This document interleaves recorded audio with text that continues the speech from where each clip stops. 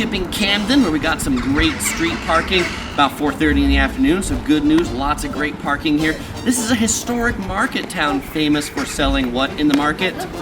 Sheep, you guessed it, right back there, the old market hall. Today, there's an arts and crafts and gift thing going on. They're just packing up right now. What's really neat about this town, this continued like gold, orange kind of stone. It has this neat market square in it where we're standing, which kind of gives it like an open feel in the middle. There's like a church from 1897, a UK flag.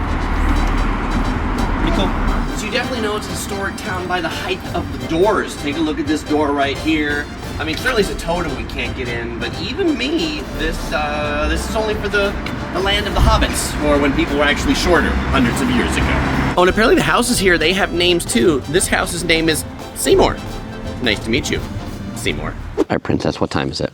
5 o'clock. 5 o'clock, and you know what that means? That means all the stores in Chipping Campden are closed. So we're trying to figure out what to do before dinner time, because most of the restaurants don't open until 6. Oh, Sigurd Googled this church here, the St. James Church, to see what time they close. And do you know what time they close? Princess, do you know what time the church closes?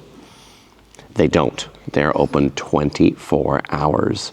That's amazing. And it's an amazing church too. Another beautiful old English church, stained glass organs, and yes, the bells that still toll on the hour.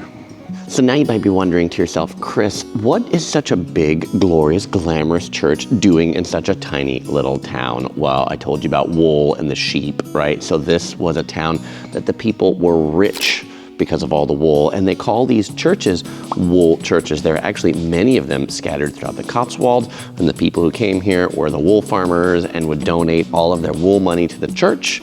And so whether this is a church to Jesus or whether this is a church to sheep, that's for you to decide, but it was definitely the wool money that built these. And after thinking, Chris, you must be full of sheep. That story can't possibly be true. Well, even in the entrance to this church, they have a whole banner here about sheep. Yes, they were built on wool. And after visiting the church, the princess had a great time counting the sheep on the hill outside the cemetery. Princess, how many sheep did you count? Are you tired yet? You ready to go to sleep? So as the princess was counting sheep over there, we couldn't help but notice somebody actually walking in where the sheep was. And so we came to check it out and found the sign over there that says public footpath. And lo and behold, there is a little gate right here that you can open. And you can come in and you can be in the field with the sheep. I have never been in a field with this many sheep before. Let's go, says the princess, and meet some sheep, shall we? What should we call this one? Should we call this one Seymour? No, that was the name of the house. Should we call this one Susan? No?